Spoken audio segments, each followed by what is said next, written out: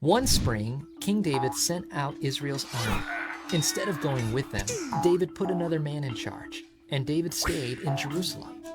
One evening, David looked out from his palace and saw a beautiful woman named Bathsheba. Bathsheba was the wife of Uriah, one of the best warriors in David's army. David sent his messengers to get Bathsheba, and she came to David's house.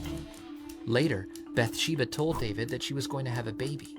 The baby was David's. David knew he had sinned, so David made a plan to make sure no one found out that Bathsheba's baby was his. First, David called Uriah home from battle. Then David told Uriah to go spend time with his wife. But Uriah didn't think it was fair for him to relax at home while the other men were at war. Uriah slept on David's doorstep and refused to visit his wife.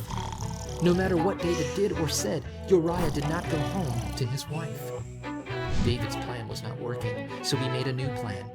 He instructed the leader of the army to send Uriah into the hardest part of battle so that he would be killed. This time, David's plan worked.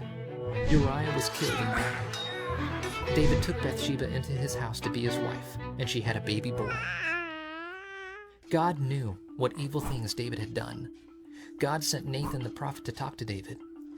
Nathan told David a story. A traveler came to a rich man who had many animals.